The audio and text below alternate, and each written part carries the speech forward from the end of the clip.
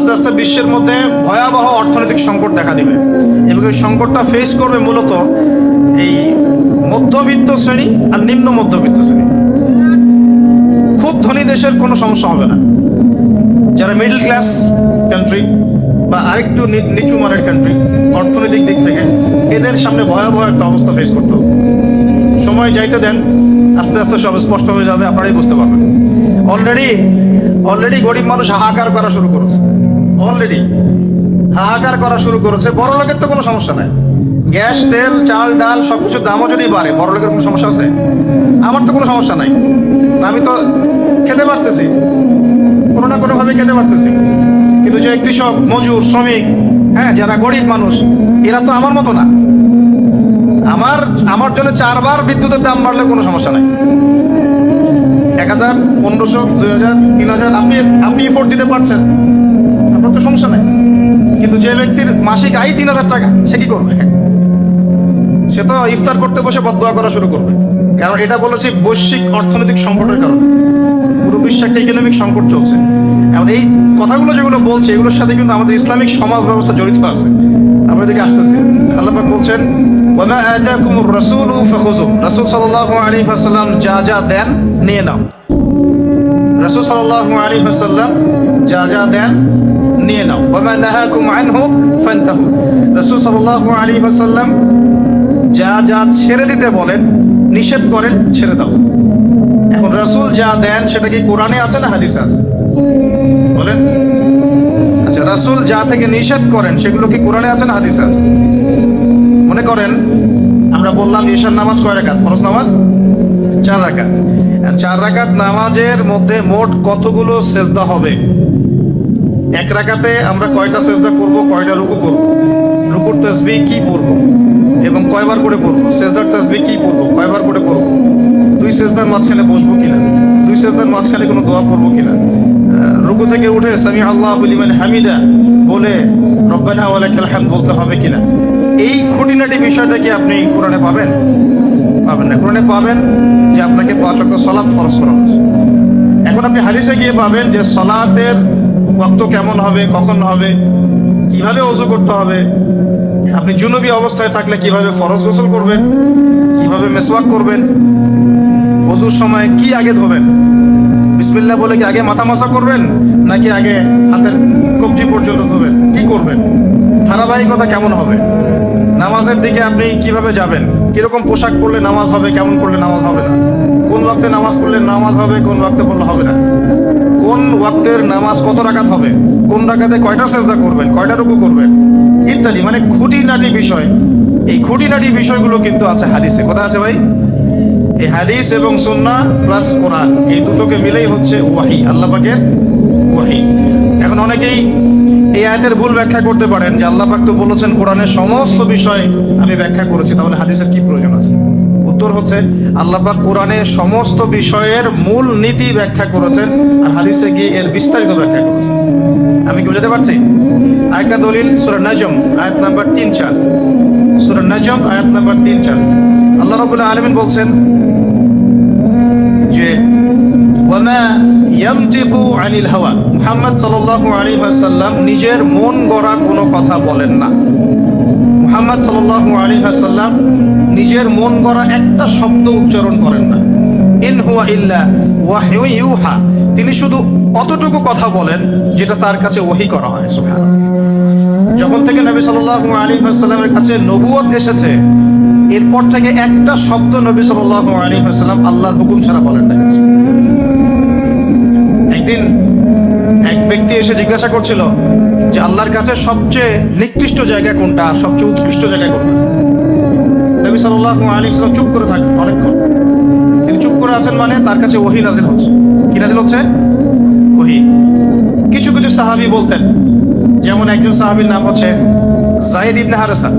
তিনি একদিন বলেছিলেন, একদিন নবী সাল্লাল্লাহু আলাইহি ওয়াসাল্লাম আমার পাশে বসেছিলেন, তার উরু, তার পায়ের এই অংশটা আমার পায়ের উপরে ছিল। হয় না অনেক সময় আমরা বসি না একসাথে মসজিদের মধ্যে, তো এইরকম একটা অবস্থায় আল্লাহর রাসূলের উপর ওহী চলে আসছে। তো সাহাবী বলছেন, ওই সময় আমার কাছে মনে হচ্ছিল যে আমার পাটা মনে হয় ভেঙে গুঁড়া হয়ে যাবে। কথা বুঝতে পারছেন? পারছেন না। ওহির যে একটা ভার, ওহি আসছে, তিনি বুঝতে পারছেন যে তার ফিজিক্যালি তার মধ্যে অন্যরকম একটা স্ট্রেংথ চলে আসছে। আয়েশা রাদিয়াল্লাহু আনহা তিনি বলেছিলেন যে নবী সাল্লাল্লাহু আলাইহি ওয়াসাল্লামকে আমি দেখেছি প্রচন্ড ঠান্ডার সময় তার কাছে ওহি আসছে, কোরআনের হাদিসের ওহি আসছে, এবং প্রচন্ড ঠান্ডার মধ্যে তিনি দরদর করে ঘামা শুরু করেছেন। তো ওহি আসলে বোঝা যেত কিছু একটা হচ্ছে। তো নবী সাল্লাল্লাহু আলাইহি ওয়াসাল্লাম নবী হওয়ার পরে একটা শব্দ আল্লাহর ওহি ছাড়া কাউকে বলেন নাই।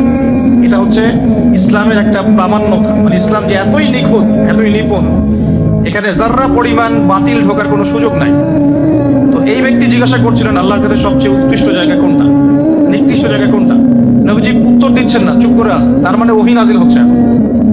বেশ কিছুক্ষণ পর তিনি বললেন, শোনো, ওই ব্যক্তি কোথায় যে প্রশ্ন করেছিল? বলা হলো ওই যে, ডেকে নিয়ে আসো।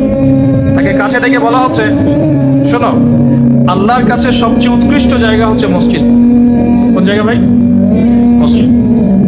আর আল্লাহর কাছে সবচেয়ে নিকৃষ্ট জায়গা হচ্ছে বাজার। কোন জায়গা? বাজার। যেটা আমাদের এখন বেশি বেশি বাজার, ঘন ঘন বাজার। শেষ জামানায় বাজার ঘন ঘন হবে, কে আমাদের আলামত। বাজার ঘাট হবে খুব ঘন ঘন, বাজার থেকে বের হলেই বাজার। এটা হয় না এখন? এত কিছু চোখে দেখার পরেও মানুষকে বোঝাতে হয় যে হাতে সময় কম। আল্লাহ পাকের গজব একটার পর একটা আসতে আছে, দেখতে পারতেছেন না? সামনে যে বড় সড়ো কোনো বন্যা হয় কিনা আল্লাহ ভালো জানে। বলা হচ্ছে যে একটা জলোচ্ছ্বাসের মানে ঝুঁকির মধ্যে আছে বিশ্বের বহু কান্ট্রি। বিশ্বের বহু কান্ট্রি জলোচ্ছ্বাস, বড় একটা জলোচ্ছ্বাসের হুমকির মধ্যে আছে। 20 ফুট থেকে 25 ফুট পানি উঠে যাবে, উঠে উপকূলবর্তী অঞ্চলগুলো ডুবিয়ে দিবে। এটা এখন গবেষকরাই বলছেন, বিজ্ঞানীরা। আর আমরা তো আগেই বলেছি, যখন একটা জনপদের মধ্যে শিরকের পাপ বেশি হয়, কোন পাপ? শিরকের পাপ। শিরক শুধুমাত্র ওই মূর্তি পূজা করাই শিরক নয়। আপনাদেরকে জানাই দিতে চাই, কবর পূজা করাও শিরক। কথা কি বুঝতে পারছেন? আমার কথা কিভাবে নেবেন জানি না, কিন্তু আমাকে তো বলতে হবে। শুধু মূর্তি পূজা করাই শিরক না, কবরে সেজদা করাও শিরক। তো যখন শিরকের সয়লাব হয় একটা এলাকার মধ্যে, একটা জাতির মধ্যে, তখন নূহ আলাইহিস সালামের কওমকে আল্লাহ পাক যেমন প্লাবন দিয়ে ভাসিয়ে দিয়েছিলেন, ওরকম বন্যা জলোচ্ছ্বাস প্লাবন দিয়ে ভাসিয়ে দিবেন আল্লাহ। কারণ নোংরামি ধুইতে হলে অনেক পবিত্র পানির দরকার। আর শিরক হচ্ছে সবচেয়ে নোংরা জিনিস। আল্লাহর জমিনের সবচেয়ে নোংরা জিনিস কি? শিরক। এগুলো তো গেল ধর্মতাত্ত্বিক শিরক। এখন তো শিক্ষার মধ্যেও শিরক, শিক্ষার মধ্যেও শিরকি আকীদা ঢুকিয়ে দেওয়া হচ্ছে। এটা কোন আকীদা, এটা বলার তো আর প্রশ্ন আসে না, সবাই বোঝেন কোন আকীদা। যখন মানুষ কোরআনের সৃষ্টির তত্ত্ব বাদ দিয়ে মানব রচিত সৃষ্টির তত্ত্ব বইয়ের মধ্যে ঢুকায়, এগুলো শিরক না? অর্থনীতির মধ্যে এখন শিরক আছে। কিরকম? আল্লাহ পাক হালাল যে অর্থনীতি দিয়েছেন, ওটাকে বুড়া আঙ্গুল দেখিয়ে এখন সুদ ভিত্তিক অর্থনীতি চলছে সব জায়গায়। তো আল্লাহ পাকের হালালকে যে হারাম করে, এটা শিরক না? এটা সূরা তওবা পড়বেন, সূরা তওবার 31 নম্বর আয়াত। আমি রেফারেন্সের কথা বলছি, সূরা তওবার 31 নম্বর আয়াত পড়ে দেখবেন। আল্লাহ পাক বলছেন যে আল্লাহর হালালকে যদি কেউ হারাম করে নেয় আর হারামকে হালাল করে নেয়, এই যে পরিবর্তন, এই কাজটা, এটা কিন্তু শিরকি আকীদা, কুফর, শিরক। আপনি আল্লাহর হালালকে হারাম করতে পারেন না। আল্লাহ পাক একটা হারাম করেছেন, আপনি হালাল করতে পারবেন না।